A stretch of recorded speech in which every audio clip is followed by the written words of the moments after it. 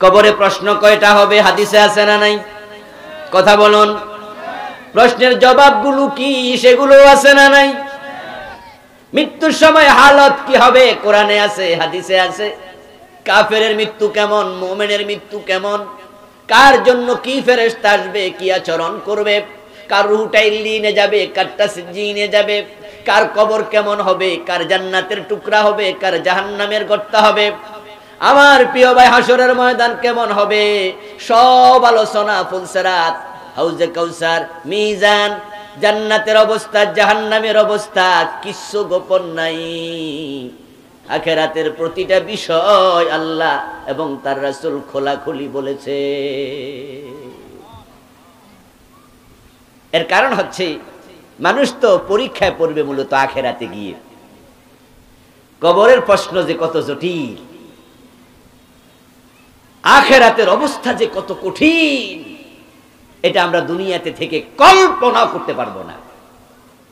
এই যে কিছুক্ষণ আগে আমি একটি কথা বললাম যে প্রত্যেকটা মানুষকে হাসরের ময়দানে তার পা রাখার পরিমাণ জায়গা দেয়া হবে। পরকাল নিয়ে একটি বই লিখেছি আমি, এটা গত মাসে ডিসেম্বর, এই মাসে এসেছে, এই মাসের শুরুর দিকে। এই বইটাতে আমি 550 মতো হাদিস এনেছি, শুধু আখিরাত না, আয়াত এনেছি 500-র উপরে। এই বইটি লিখতে গিয়ে আমি যখন বিভিন্ন কিতাব ঘাঁটতে শুরু করলাম, নতুন নতুন এমন কিছু হাদিস পেলাম যেগুলো আমার আগে জানাই ছিল না। পড়ি তো নাই, কোন আলেমের আলোচনাতেও আমি শুনি না। ডিস্টার্ব করো না, যাও এদিকে দাও, তুমি এখানে দাও, এটা যাও, মাঝখানে এসে ডিস্টার্ব করো। মোট গেছে নষ্ট হইয়া। জিকির করুন লা ইলাহা ইল্লাল্লাহ, লা ইলাহা ইল্লাল্লাহ, লা ইলাহা ইল্লাল্লাহ মুহাম্মাদুর রাসূলুল্লাহ। আমার প্রিয় ভাই, বলছিলাম এই বই লিখতে গিয়ে এমন কিছু হাদিস পেলাম যা আমার জানা ছিল না। যারা বোঝেন তারা একটু বলুন তো, জানার কোনো শেষ আছে? পৃথিবীর সবচেয়ে বড় আলেম যিনি, তিনিও যদি বলেন আমি জানি না সব শেষ করছি, কথাটা সঠিক না ভুল? জানার কোনো শেষ নাই। সুবহানাল্লাহ, সুবহানাল্লাহ। এই বই লিখতে গিয়ে আমি ওই হাদিসটা পেলাম, রাসূলুল্লাহ থেকে এনেছি হাদিসটি। প্রত্যেকটা মানুষকে হাসরের ময়দানে জায়গা দেয়া হবে, শুধু তার 2টা কদমের পরিমাণের চেয়ে বেশি বরাদ্দ নেই। এই হাদিসের দিকে তাকালে আপনি বুঝবেন হাসরের ময়দানের ভয়াবহতা কি। মাথার উপরে সূর্য দরকার নাই, পায়ের তলায় তামার জমিন দরকার নাই, সূর্যের তাপে ঘাম বের হইয়া সেগুলো গরম পানির মতো উতরাবে। এই শাস্তি যদি আল্লাহ নাও দেন এটাও দরকার নাই। শুধু 2 পায়ের উপরে দাঁড়া করাইয়া রাখলে 50,000 বছর থাকবেন কেমনে? অন্য শাস্তি না হলেও এই শাস্তিটাই তো এনাফ। এনাফও না, এনাফ বললে শেষ হবে না। এই যে আপনি বসে আছেন, আপনাকে যদি বলে দাঁড়ান, 2 পায়ের উপরে 10 মিনিট দাঁড়াইয়া থেকে দেখবেন নড়াচড়া না করলে 10 মিনিটের ব্যবধানে পা জিমজিম শুরু করবে। আধা ঘন্টা দাঁড়াইয়া থাকলে আপনি কাইত হয়ে পড়ে যাওয়ার উপক্রম হবে। পা না নাড়াইয়া যদি 1 ঘন্টা দাঁড় করাইয়া রাখে, আপনার পা অবশ হইতে শুরু করবে। 4-5 ঘন্টা দাঁড় করাইয়া রাখলে আপনি কাইত হয়ে পড়ে যাবেন। হাসরের ময়দানে তো পড়ার জায়গাও নাই, কারণ আপনার পাশে না আরেকজন দাঁড়াইয়া আছে। 50,000 বছর ওই কদমে দাঁড়াইয়া থাকবেন কেমনে?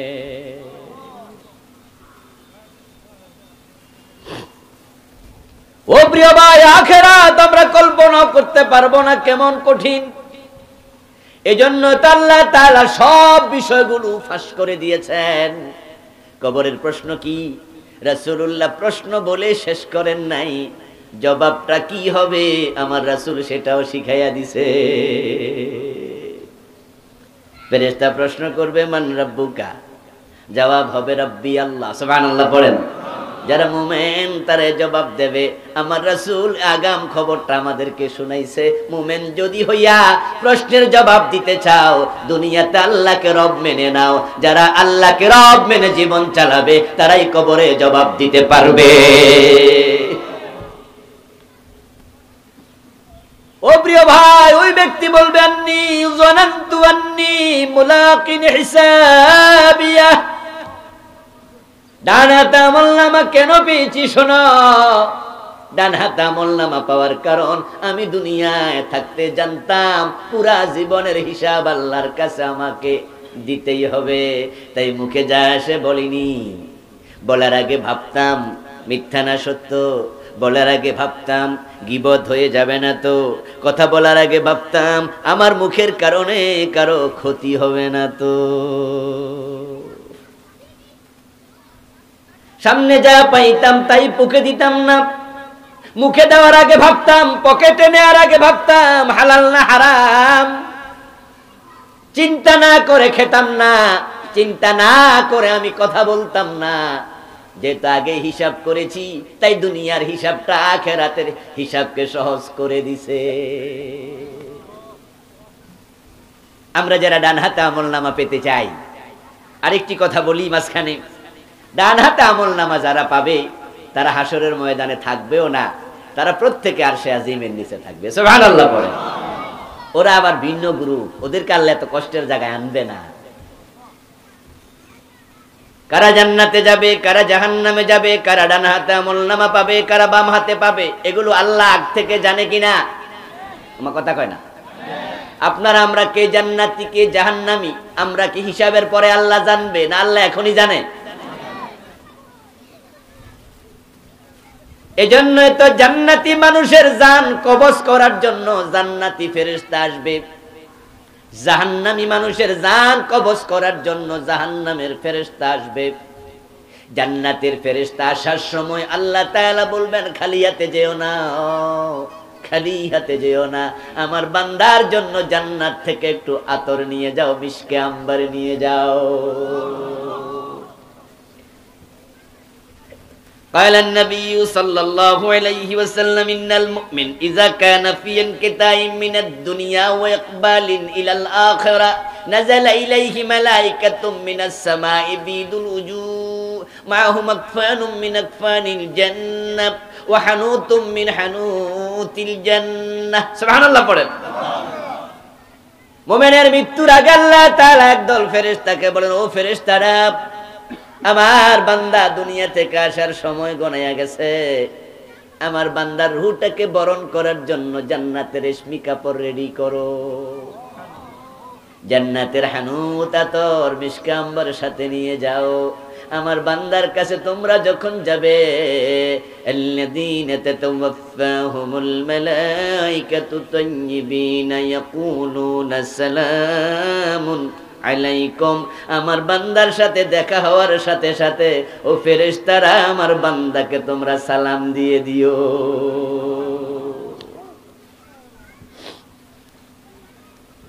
মুমিনের কবরে যাওয়ার আগেই জান্নাতের নিয়ামত শুরু, মরার আগে জান্নাতের আতর আপনার নাকের কাছে ফেরেশতা ছিটায়া দেবে। এখন বলুন তো, জান্নাতের ফেরেশতারা নিজে নিজে আসছে না আল্লাহ পাঠাইছে? তাহলে এতে বোঝা যায় আপনি জান্নাতি হবেন কিনা এটা আল্লাহ আগেই জানে। তারপরে আপনার কাছে ফেরেশতা আসবে, মালাকুল মউত নয়, মালাকুল মউত আসার আগে ফেরেশতা আসবে একদল, কান্না উজুহাহুমুশ শামসু, প্রত্যেকের চেহারা সূর্যের আলোর চেয়ে আরো বেশি উজ্জ্বল। হাত্তা ইয়াজলিসু মিনহু মাদ্দাল বাসার, চোখ যাবে যতটুকু মুমূর্ষ ব্যক্তি দেখতে পাবে আল্লাহর ফেরেশতার দল তত লম্বা ততটুকু দাঁড়ায়া বসে, ইয়াকুলুনা সালামুন আলাইকুম, সবাই দল বেঁধে শুধু তাকে সালাম দিচ্ছে। আমার ভাইরা, এই যে আজকে আমরা এখানে মাহফিলে কয়েক হাজার লোক আছি, এখানে যদি এখন এই মুহূর্তে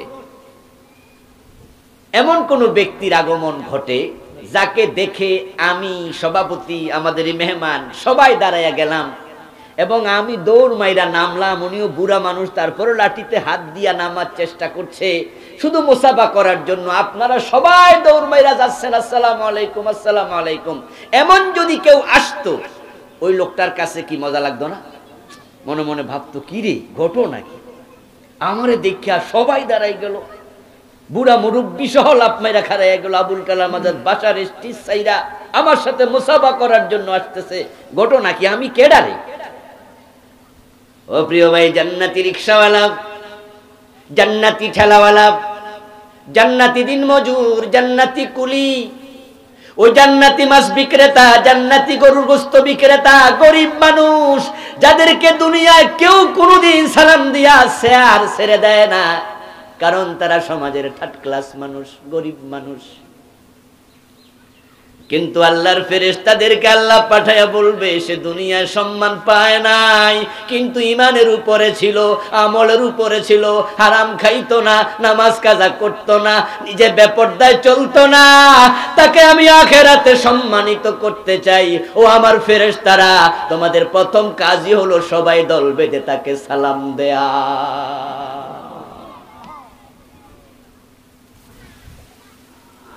সব ফেরেশতা শুধু সালামি দেবে না, তারা আতর ছিটায়া আপনার কাছে, নাকের কাছে এমন জান্নাতি গন্ধ ছড়ায়া দেবে, মন মৌ মৌ করতে থাকবে। তারপরে ফায়াজি ও ইলাইহি মালাকুল মউত, মালাকুল মউত আজরাইল আসবে, এসে আপনার শিয়রের পাশে বসবে, বসে মুমূর্ষু ব্যক্তির সম্মুখে তার জন্য আল্লাহ যে জান্নাত বানাইছে তার জান্নাতের ভিডিওটা তুলে ধরবে। উদখুলুল জান্নাতা বিমা কুনতুম তা'মালুন। আল্লাহ কোরআন মাজিদে বলছেন, ফেরেশতারা তখন তাকে বলবে যে জান্নাত তোমার জন্য বানাইছে, আসো ওই জান্নাতে তুমি প্রবেশ করো। নিজের চোখে আল্লাহর জান্নাতের নিয়ামত সে দেখবে। এমন প্রাসাদ আল্লাহ স্বর্ণ দিয়া রৌপ্য দিয়া বানাইছে, যেটা রিকশাওয়ালা কল্পনাও করে নাই। এমন হুর সুন্দরী সুন্দরী জান্নাতি রমণীরা তার জন্য ফুলের মালা হাতে নিয়ে দাঁড়ায়া ইস্তেকবাল জানাচ্ছে, আহলান আহলান আহলান আহলান সাহলান, মারহাবা মারহাবা, আসো তুমি দুনিয়া থেকে আমাদের কাছে চলে আসো। এমন সুন্দরী নারী কোনোদিন সে চোখে দেখিনি। তার খেদমতের জন্য আল্লাহ ৮০,০০০ গেলমান জান্নাতে বানায় রাখছে। কালান নবী সাল্লাল্লাহু আলাইহি ওয়াসাল্লাম, আদনা আহলিল জান্নাতি মানজিলাতান লাহু ৮০,০০০ খাদেম। আল্লাহ নিজে বলে, ইদা রাআইতাহুম হাসিবতাহুম লুলুওয়াম মানসুরা। ও আমার রাসূল, খেদমতের জন্য যে ছোট ছোট বাচ্চাগুলো আমি বানাইছি, তারা এত সুন্দর হবে, যখন জান্নাতের মাটিতে হাঁটবে আপনার কাছে মনে হবে জান্নাতের মাটিতে মণিমুক্তা দৌড়াচ্ছে। জান্নাতের স্বর্ণের তৈরি গাছ দেখবে, মা মিন শাজারাতিন ফিল জান্নাতি ইল্লা ওয়াসাকুহা মিন যাহাব। জান্নাতে যত গাছ গাছালি আছে সবগুলো আল্লাহ স্বর্ণ দিয়া বানাইছে। লাবেনাতুম মিন যাহাবিন ওয়া লাবেনাতুম মিন ফিদ্দাতিন। জান্নাতের যত প্রাসাদ আছে, বিল্ডিং আছে, একটা ইট স্বর্ণের আর একটা ইট হবে রৌপ্যের তৈরি। ও বেটা, এখনো দুনিয়ায় তাকে জান্নাতের ছবি ফেরেশতারা আগে দেখাইয়া খুশি করে ফেলবে। ইন্নাল্লাযীনা ক্বালু রাব্বুনাল্লাহু সুম্মা ইসতাকামু তাতানাজ্জালু আলাইহিমুল মালাঈকাতু আল্লা তাখাফু ওয়া লা তাহজানু। সুবহানাল্লাহ পড়েন। উল্টা পাল্টা চললে হবে না। ওই যে ডান হাতে আমল নামা পাওয়া ব্যক্তি বলবে, আমি হিসাব করে চলছি। মুখে যা আছে বলো না। তোমার মিথ্যা সাক্ষীর কারণে, তোমার মুখের কারণে কত নিরপরাধ মানুষ জেলখানায় আছে। তোমার মিথ্যা সাক্ষীর কারণে বিনা অপরাধে বড় বড় আলেম পর্যন্ত জেল খাচ্ছে।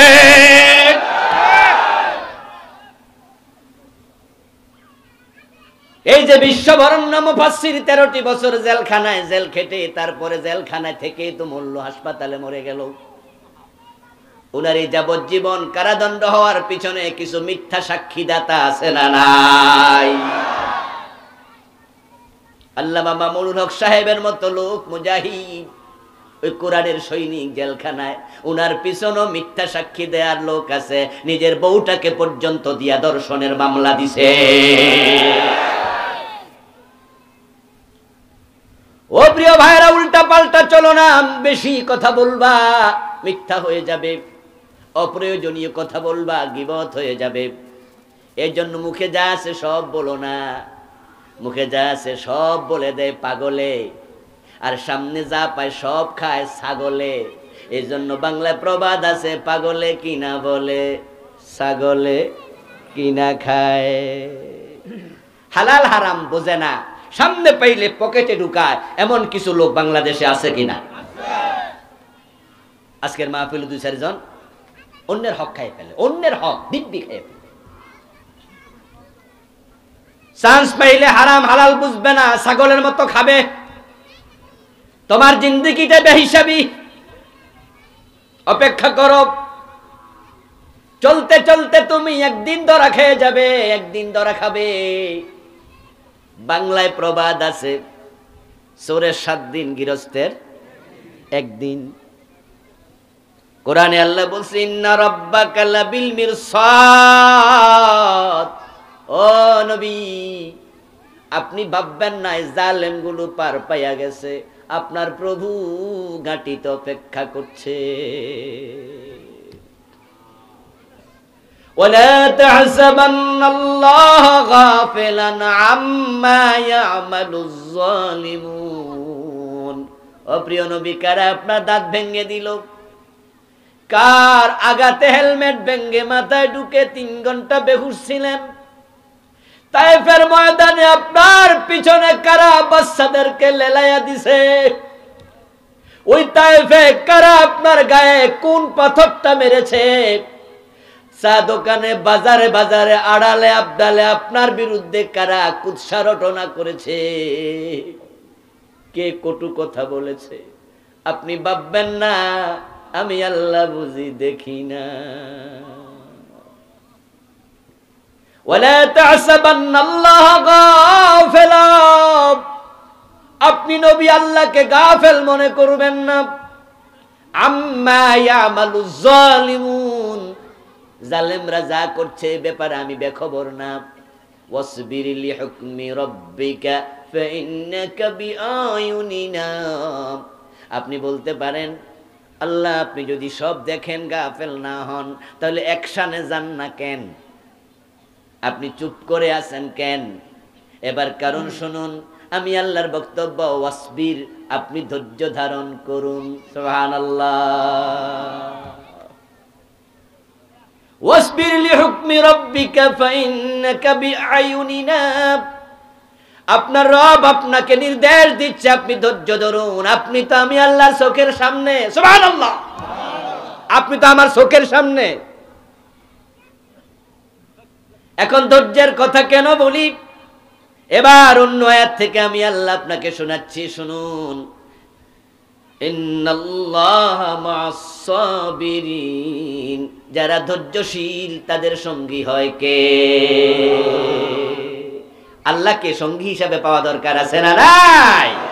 এজন্য আমরা বিপদে ধৈর্য ধারণ করব। আমরা পেরাশাস হব না, পেশিবাদী হব না, টিক পর ট্যাট চিমটি দিলে খামসি দেব না। তোমরা আমাদেরকে মারবে, আমরা প্রতিশোধ প্রবণ হব না। আমরা ধৈর্য ধরে ক্ষমা করে দেব। আমরা ধৈর্য ধরে আল্লাহকে কাছে পেতে চাই।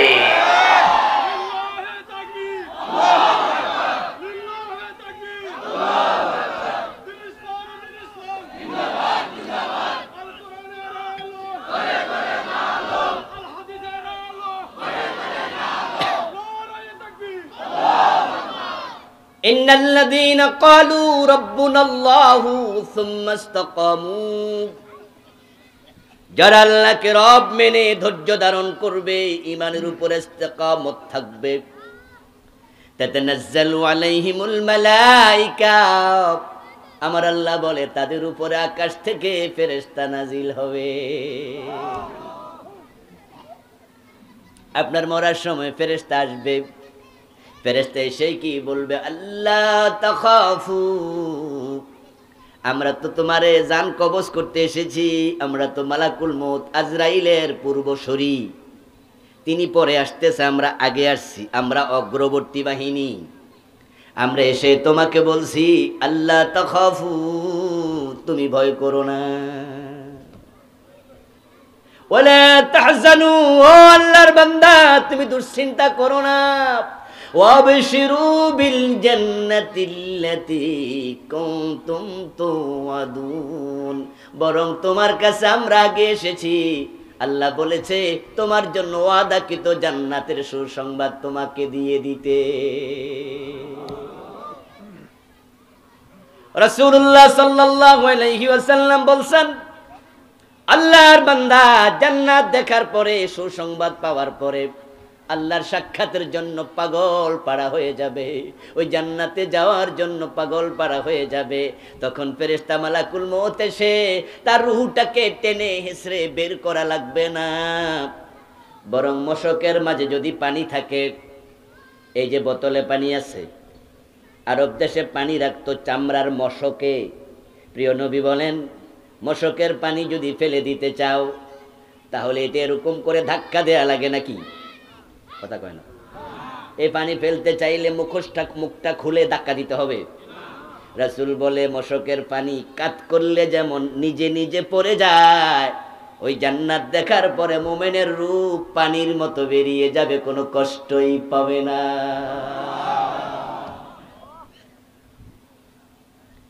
আর আপনারা যারা উল্টা পাল্টা চলতেছেন সাবধান হয়ে যান। এই মাহফিলগুলো আপনাদেরকে সতর্ক করার জন্য। আল্লাহর হাবিব সাল্লাল্লাহু আলাইহি ওয়াসাল্লাম নিজেকে বলেছেন আনান নাযীরুল উরিয়ান। আল্লাহ বলেছেন ইন্না আরসালনাকা শাহিদান ওয়া মুবাশশিরান ওয়া নাযীরা, আমি তোমাদের কাছে জান্নাতের সুসংবাদ যেমন দিতে এসেছি, আমি তোমাদেরকে জাহান্নামের ভয়ও প্রদর্শন করছি। যারা সুদে টাকা লাগাইয়া বসে আছেন এমন দু চার জনের মাহফিলও আছে কিনা? তোমাকে বলছি দোস্ত থেমে যাও। তোমার যদি সুদে টাকা লাগানো অবস্থায় মৃত্যু হয়, তোমার মৃত্যুটা ভালো মৃত্যু নয়।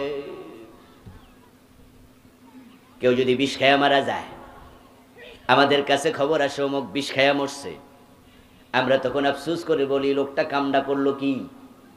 কেউ ফাঁসি দিয়ে মরলো, ফাঁসিতে ঝুলে মরেছে, আমরা আফসোস করে বলি লোকটা কামডা করলো কি? এই লোকটা এমন একটা কবিরা গুনাহ করে মরলো যে কবিরা গুনাহ থেকে তাওবার সুযোগ সে আর পায় নাই। তাওবা করার সুযোগ না পাওয়ার কারণে সে ব্যক্তির ব্যাপারে আমরা আফসোস করছি। যে সুদে টাকা লাগায় সে শোনো, সুদ খেলে ৭৩টা গুনাহ হয়, সবচেয়ে ছোট গুনাহ হলো মায়ের সাথে জিনা করা। আমার রাসূলের হাদিস আইসারুহা আইয়ানকিহুর রাজুলু উম্মাহু, সবচেয়ে ছোটটা হলো মায়ের সাথে জিনা করা। তো তোমার মৃত্যু যেদিন হলো ওই দিন যদি সুদে টাকা লাগানো থাকে, তুমি তো তোমার মায়ের সাথে জিনা করতে করতে মরতেছো।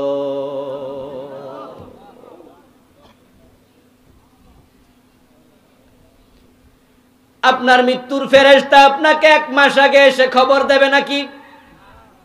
কথা বুঝেন আমার? জবাব দিন। মৃত্যুর ফেরেশতা কি 15 দিন আগে বলে যাবে? 1 সপ্তাহ আগে? যদি 10 দিন, 15 দিন, 1 মাস আগে বলে যেত আগামী সপ্তাহে তোমার মৃত্যু, তাহলে আপনি চাইলেও সুদের টাকা তুলে আনতে পারতেন, জিনা করা অবস্থায় মরা লাগতো না। আপনি মানুষের বাড়ি গিয়ে বলতেন ভাই আমার টাকাটা দিয়ে দেন। যে বেটা আপনারে সুদ দেয় সে বলতো মিয়া টাকা দিমু করতে, সুদে আনছি না, মাগনা দিছো নাকি, তোমার বিনিময় টাকা দেই না। তা আপনি তখন বলতেন আমার সুদ মুদ লাগবো না, আগামী সপ্তাহ মইরা যামু, আসলটাই দেন। কিন্তু ফেরেশতা আপনাকে তো 1 সেকেন্ড আগেও জানাবে না আপনার মৃত্যু কখন হবে। এটা আল্লাহ তো কোনো নবীরেও জানায় নাই আপনি আমি কে। ওয়ামা তাদরি নাফসুম মাযা তাকসিবু গাদা ওয়ামা তাদরি নাফসুম বিআইয়ি আরদিন তামুত ওয়ামা তাদরি নাফসুম বিআইয়ি আরদিন তামুত। আল্লাহ বলে কোন মানুষ কোথায় মরবে কখন মরবে এটা কোন নফসে আমি জানাই নাই, কাউকে জানাই নাই। আল্লাহর কোন নবীকেও আল্লাহ জানায় না কবে মরবে। আর আপনি আমি কে? আজকে ফজরের নামাজ পড়ে নাই, জোহরের আগে মরে গেছে। জোহর পড়ে নাই, আসরের আগে মরে গেছে। আসর পড়ে নাই, মাগরিবের আগে মরে গেছে। বেনামাজি অবস্থায় যারা মরবা, ফেরেশতা তোমার নাকের মাঝে বুঝি আতর ছিটাইব, তোমারে জান্নাত দেখাইব। তোমার মৃত্যুটা ভালো মৃত্যু হবে না দোস্ত। চুরি করতে যায় রাস্তায় মারা গেছে, ডাকাতি করতে গিয়ে পাবলিকের গণপিটুনি খায় মারা গেছে, সিনেমা হলে রওনা দিয়া গাড়ি অ্যাক্সিডেন্ট করে মারা গেছে, ওর মৃত্যুটা ভালো মৃত্যু হবে? এই জন্য সাবধান, হিসাব করে চলবেন। যারা হিসাব করে চলবে না, ওয়ালাউ তারাব ইদ ইয়াতাওয়াফাল্লাযীনা কাফারুল মালাইকাতু ইয়াদরিবুনা উজুহাহুম ওয়া আদবারহুম ওয়া যুকু আযাবাল হারিক। একটু সবাই মিলে বলেন নাউযুবিল্লাহ। কোরআন মাজিদের সবাই আয়াত সুবহানাল্লাহর আয়াত না, নাউযুবিল্লাহর আয়াত আছে। আল্লাহ বলছেন, হে নবী, যারা কাফের, যারা ফাজির, যারা ফাসিক, যারা ফুজ্জার, এই লোকগুলোর মৃত্যু দেওয়ার জন্য যখন আমি ফেরেশতা পাঠাই, আমি ফেরেশতাকে বলে দেই খালি হাতে যাইস না, ওই জাহান্নামের আগুন দিয়ে বানানো চাবুক নিয়ে যা।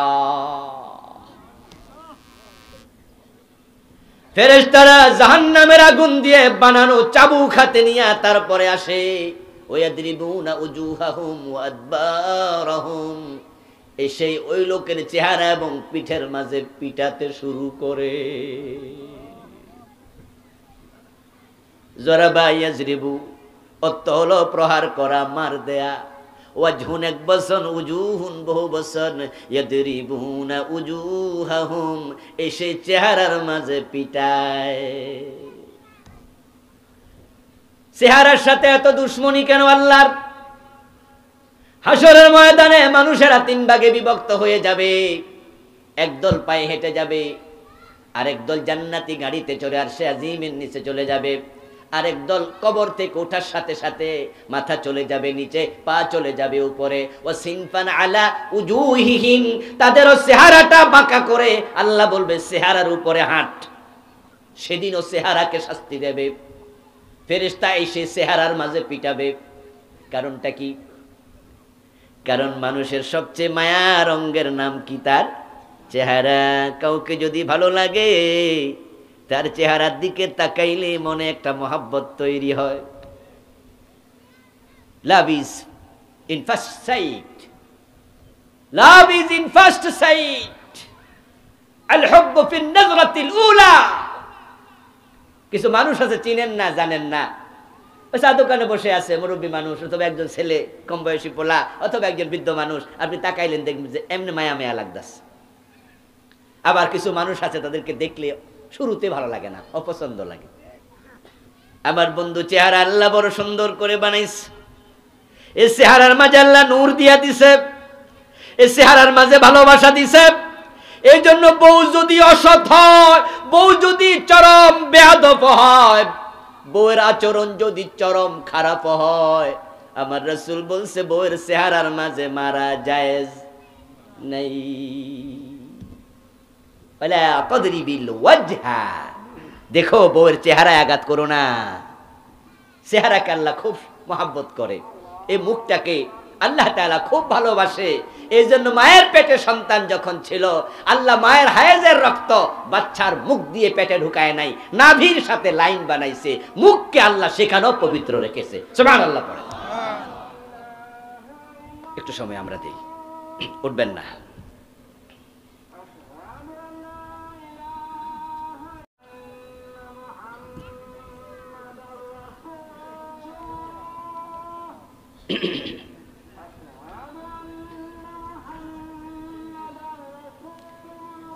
চিনি ছাড়া হওয়া দরকার, থাক আর লাগবে না।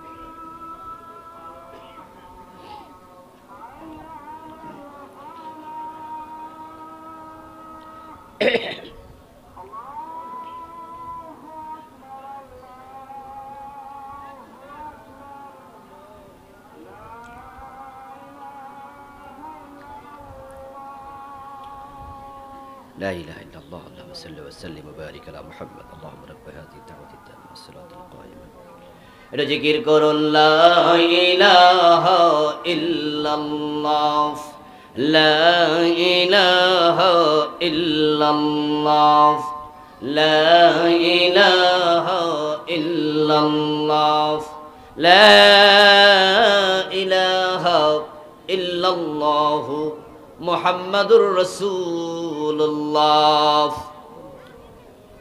আমার প্রিয় ভাই, বলছিলাম চেহারার মাঝে পিটাবে এবং যারা খারাপ মানুষ তাদের চেহারাটাকে পা উপরের দিকে নিয়ে নিচের দিকে দিয়ে চেহারার উপরে হাঁটানো হবে। এর কারণ হলো মানুষ তো চেহারা দিয়ে অপরাধ করে সবচেয়ে বেশি। যত লোক হারাম খায় মুখ দিয়ে খায়, মিথ্যা কথা বলে মুখ দিয়ে বলে, গীবত করে মুখ দিয়ে করে, পরচর্চা পরনিন্দা মুখ দিয়ে করে, চগলখড়ি মুখ দিয়ে করে, মিথ্যা সাক্ষী মুখ দিয়ে দেয়, এ মুখ কাজে লাগাইয়া পরস্পরের মাঝে ঝগড়া ফাসাদ বাঁধাইয়া দেয়, এমন লোক আছে না নাই? আবার জিহ্বা কাজে লাগাইয়া কত উত্তম কাজ করে, এমন মানুষের সংখ্যাও অনেক আছে। লোকমান হাকিমের নাম শুনেছেন? কথা হলো না, জোরে বলেন। শুনেছেন? ওনার নামে একটি সূরা আছে, সূরা লোকমান। লোকমান হাকিম আলাইহিস সালাম, উনি এক সময় ছিলেন দাস, তারপরে ছিলেন কাঠমিস্ত্রি, সর্বশেষ হলেন দাউদ আলাইহিস সালামের যুগে রাষ্ট্রের বিচারপতি।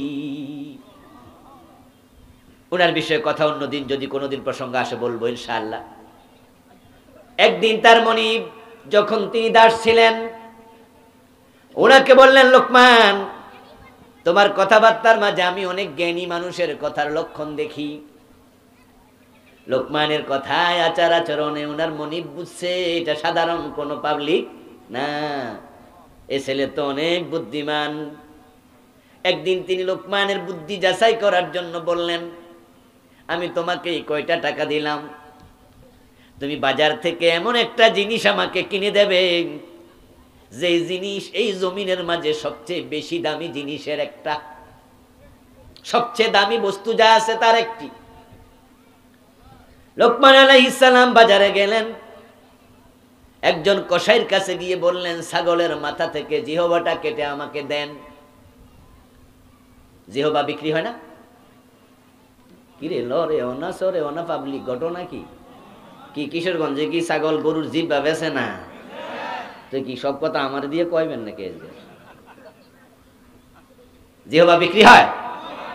এই ভাই, আমার গোশত বিক্রেতা, ছাগলের জিহ্বাটা কত দেন? এত টাকা নেন। প্যাকেটে ভরে এটা বাড়ি নিয়ে গেলেন, মনিবের হাতে তুলে দিলেন। মনিব ছাগলের জিহ্বা দেখে কয়, ঠিক আছে, আবার এই কয়টা টাকা দিলাম, বাজারে যাও, সবচেয়ে খারাপ একটি জিনিস দুনিয়াতে যা আছে তার মাঝে নিকৃষ্ট একটি জিনিস কিনে আনো দেখি। লোকমান আলাইহিস সালাম বাজারে গেলেন, গিয়ে কসাইয়ের কাছে বললেন, আরেকটা জিহ্বা দেন। আর একটি ছাগলের জিহ্বা কিনে নিয়ে আসলেন, আবার প্যাকেট মোড়াইয়া মনিবের হাতে দিলেন। মনিব দেখে আগের প্যাকেটও ছিল জিহ্বা, এই প্যাকেটেও। মনিব বললেন, লোকমান, বুঝলাম না, তোমারে তো অনেক জ্ঞানী মনে করি, আজকে এটা কাম কি করলা? এটা তো জ্ঞানীর কাম না। তুমি একই জিনিস দুইবার কিনে এনে আমার কাছে বুঝাইয়া দিলে এটাই সবচেয়ে দামি, এটাই সবচেয়ে কম দামি, কেমনে কি?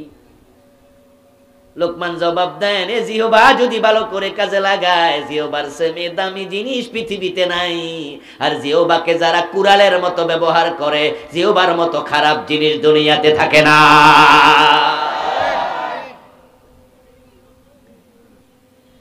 দুইজন প্রচন্ড চরম দুশ্মনের মাঝেও যদি আপনি চান ভালোবাসা তৈরি করে দিতে, আপনার জিহ্বাটাকে আপনি ব্যান্ডিজের ভূমিকায় নেন।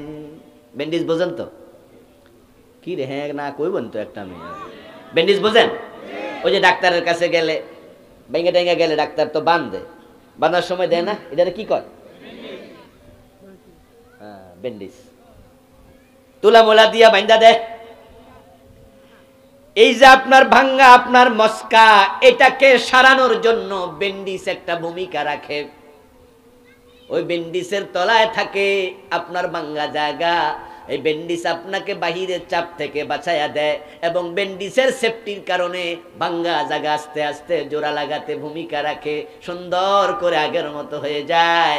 যদি দুইজনের মাঝে শত্রুতা থাকে আর আপনার জিহ্বাটাকে আপনি ব্যান্ডিজের মতো ব্যবহার করে ভাবেন আমি দুইজনের মাঝে শত্রুতা দূর করে বন্ধুত্ব কায়েম করব, আপনার জিহ্বার মাধ্যমে সেটাও সম্ভব হয়।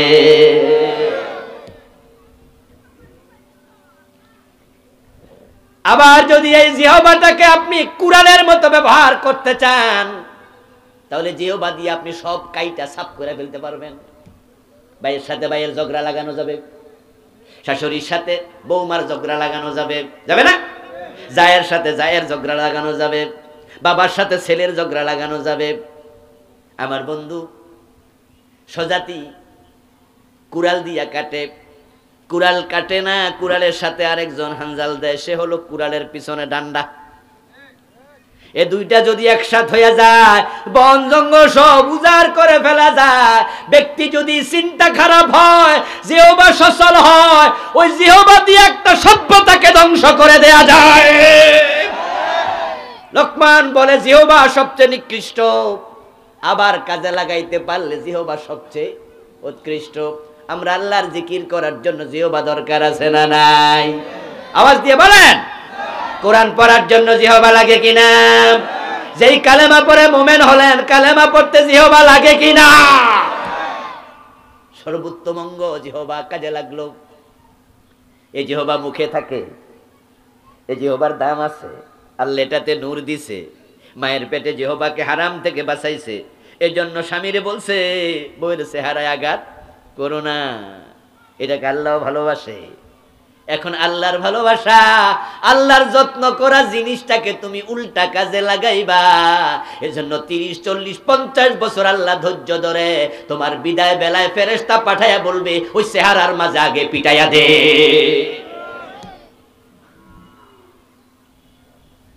সাবধানে চলবেন ভাই, জীবনটাকে কোরআন হাদিসের আলোকে সাজাবেন, আখিরাতকে প্রাধান্য দেবেন। আমাদের আখিরাতের সফলতাই হলো আসল সফলতা। এই জন্য একজন মুমিন ব্যক্তির জীবনটাই হবে আখিরাত কেন্দ্রিক। যে ব্যক্তি আখিরাত ভুলে যায় তার মাঝে আর পশুর মাঝে কোনো পার্থক্য থাকে না। যে আখিরাত ভুলে যায় সেই চোখ দিয়া সাদা কালো আলাদা করতে পারে না। ওয়ালাহুম আয়ুনুন লা ইউবসিরুনা বিহা, তার চোখ আছে তখন সে আর দেখবে না। এই না দেখা মানে অন্ধ হয়ে থাকা না, যেটা যেভাবে দেখা দরকার সেভাবে দেখবে না। ওয়ালাহুম আযানুন লা ইয়াসমাউনা বিহা, যারা আখিরাত ভুলে যায় তাদের কান থাকে, কান দিয়ে সত্য মিথ্যার পার্থক্য শুনতে আর পারে না। ওয়ালাহুম কুলুবুন লা ইয়াফকাহুনা বিহা, যারা আখিরাত ভুলে যায় তাদের কলবগুলো মরে যায়, মরে যায়, মরে যায়। দিব্যি কবিরা গুনাহ করে, তার কোনো টেনশনও হয় না, অনুভূতিহীন কলব হয়। শুধু ফজরের নামাজ পড়তে দেরি হয়েছে। আজকের ঘটনা বলতেছি। আসার পথে গাড়িতে বসে হোয়াটসঅ্যাপে দেখলাম এক ভাই একটা মেসেজ পাঠাইছে। মেসেজটা হলো, হুজুর আমার ছোট ভাইয়ের আজকে ফজরের নামাজ কাজা হয়ে গেছে। ঘুম থেকে উঠে দেখে সূর্য, বাকিটা কোন নাম আপনারা? সূর্য, আমার ভাইয়ের ফজরের নামাজ আজকে কাজা হয়ে গেছে। এই জন্য আমার ভাই তো ফজরের নামাজ তো পড়েছে বটে, কিন্তু কেন কাজা হলো তাই সে সিদ্ধান্ত নিছে আজকে রোজাও রাখবে, এটার কাফারা দেবে। এখন সেহরি তো খায় নাই, রোজাটা হবে কিনা? আমি মাসলা বললাম হ্যাঁ হবে। রাসূলুল্লাহ সাল্লাল্লাহু আলাইহি ওয়াসাল্লাম ঘরে গেলেন। সকালবেলায় নিজের বউকে জিজ্ঞাসা করলেন ঘরে খাবার আছে নাকি? উম্মাহাতুল মুমিনিনের কোনো একজন জবাব দিলেন, ইয়া রাসূলুল্লাহ ঘরে তো কোনো খাবার নাই। আল্লাহর নবী বলেন তাহলে আমি রোজাটা রেখে দিলাম, যেহেতু খাবার নাই আজকে রোজাটাই রেখে দেই। এতে বোঝা যায় নফল রোজার নিয়ত রাতের বেলায় না করলেও চলে। সুতরাং এই পুরুষ, এই যুবক আজকে ফজর কাজা করছে, এখন রোজা রেখে দেবে। যদি সে সুবহ সাদেকের পরে কিছু না খায়, রোজা রাখা জায়েজ আছে। আমি মাসালা জানাইয়া দিলাম। আর মনে মনে ভাবলাম ফজর কাজা হইছে দুঃখে কষ্টে, ওই কাজা কাফারা আদায় করার জন্য, আল্লাহকে খুশি করার জন্য রোজা রাখার সিদ্ধান্ত নিয়ে নিল। আর আল্লাহর কত বান্দা আছে ইচ্ছা করে ফজরের নামাজ পড়ে না। এই যে ইচ্ছা করে ফজরের নামাজ পড়ে না, এমন লোক কি এজন্য কোনো আফসোস করে?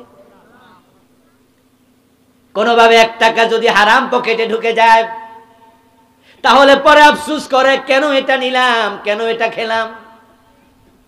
মাসালা জিজ্ঞাসা করে, হুজুর হারাম কিছু টাকা পকেটে এসে গেছে, টাকাটা কি করতাম? আমরা মাসালা বলে দেই, সবের নিয়ত ব্যতীত গরিবকে দিয়ে দাও। একজনের কাছে 10, 20, 50, 100, 1000 হারাম এসেছে, তার পকেটে আসলো টেনশন টেনশন টেনশন, ঘুম হয় না, সে নিজের ব্যাপারে স্যাটিসফাইড না। কামড়া করলাম কি? মাসালা জিগায় কি করতাম? আর একজন সিগনেচার করে না, ফাইল আটকায়া রাখে, গোশ খাচ্ছে 24 ঘন্টার মাঝে 12 ঘন্টা টানা, 10 ঘন্টা টানা। এই যে গোশ খায়, সুদে টাকা লাগাইয়া হারাম খায়, তা নিয়ে তার সামান্য টেনশনও নাই, কারণ তার বিবেকটা মরে গেছে। যারা আখিরাতের কথা ভুলে যাবে, ওই মানুষগুলোর কান কাজ করবে না, চোখ কাজ করবে না, বিবেক কাজ করবে না। উলাইকা কাল আনআম, আল্লাহ বলে তারা গরু ছাগল, তারা গরু ছাগল। বালহুম আদাল, তারা আরো নিকৃষ্ট। প্রিয় ভাইরা, দুনিয়ার জীবন যেহেতু শেষ নয়, আপনার কবরে আমি যাব না, আমার কবরে আপনি যাবেন না। আপনার হিসাব আপনাকে দিতে হবে, আমার হিসাব আমাকে দিতে হবে। এই জন্য পা রাখতে সাবধান, কথা বলতে সাবধান, চলতে ফিরতে সাবধান, খাইতে সাবধান। সাবধানে চলবেন, আখিরাত সহজ হবে ইনশাআল্লাহ। আমরা আজকে বাড়িতে ফিরি এই প্রত্যয় নিয়ে যে আমি আমার জীবনটাকে সতর্কতার সাথে চালাবো, হালাল হারাম ইমতিয়াজ করব, কম খাবো, হারাম খাবো না, কষ্টে থাকবো, হারাম খাবো না। আল্লাহ হারামের মাঝে আরামও দেয় না। রিক্সাওয়ালাদের দিকে তাকান, দিন মজুরদের দিকে তাকান, 100 জন রিক্সাওয়ালা ট্যাবলেট খাইয়া ঘুমায় এমন 1-2 জন পাবেন না। আর হারাম খাইয়া যারা কোটিপতি হয়েছে 100 জনের মাঝে খবর নেন, 90টাই ট্যাবলেট না খাইলে ঘুম আসে না, হারামে আরাম থাকে না। আসলে আমরা হালাল ভিত্তিক জীবন যাপন করি। যুবক ভাইয়েরা, টাকনুর নিচে কাপড় পরবেন না। টাকনুর নিচে কাপড় পরা কবিরা গুনাহ। এই অবস্থায় মারা গেলে কবিরা গুনাহ করতে করতে মরে গেল। যুবক ভাইরা, দাড়ি কামাবেন না। প্রিয় নবীর সাথে কবরে দেখা হবে, 3 নাম্বার প্রশ্ন হবে, এই লোকটাকে চিনো? রাসূলকে নিজের চোখে দেখবেন, বিশ্ব নবীর মুখে দাড়ি আছে না নাই? আপনার মুখে তো নাই। শুধুমাত্র নামাজ, রোজা, হজ, যাকাত ইসলাম মনে করবেন না। নামাজ যেমন ফরজ, হজ করা যেমন ধনীর জন্য ফরজ, রমাদানের রোজা রাখা যেমন ফরজ, অন্যায় দেখলে প্রতিবাদ করা, প্রয়োজনে তলোয়ার হাতে নিয়ে জিহাদ করা ফরজ। জিহাদের বিরুদ্ধে অবস্থান নেবেন না, জিহাদে জঙ্গিবাদের গন্ধ তালাশ করবেন না। কিছু অতি আধুনিক মানুষ জিহাদের কথা শুনলে চেহারা কালো করে ফেলে। মসজিদে গিয়ে আল্লাহর আইন মানবেন, কিন্তু সংসদে আল্লাহর আইন দরকার, রাষ্ট্রে আল্লাহর আইন দরকার। এই বিষয়ে আপনি একবার উপেক্ষা করছেন, এই বিষয়ে আপনি আবার দুনিয়াদারদের সঙ্গ নিচ্ছেন, চলবে না। কিছু মানবেন, কিছু মানবেন না। কোরআনের সুবিধাবাদ জিন্দাবাদে মোমেন হওয়া যায় না। পূর্ণাঙ্গ ইসলামে প্রবেশ করুন। আল্লাহ আমাদের তৌফিক দাও, সবাই বলেন আমিন। হাযা মা ইনদি ওয়াল ইলমু ইনদাল্লাহ আলাইহি তাওয়াক্কালতু ওয়া ইলাইহি উনীব। প্রিয় ভাইয়েরা, আমরা দোয়া করে একসাথে বিদায় নেব। স্টেজে আমার লেখা ওহী ভিত্তিক পরকাল, যেটা ওহীর আয়না পরকাল বইতে এসেছে। আমার লিখা আরো 6টা বই, মোট 7টা বই আছে।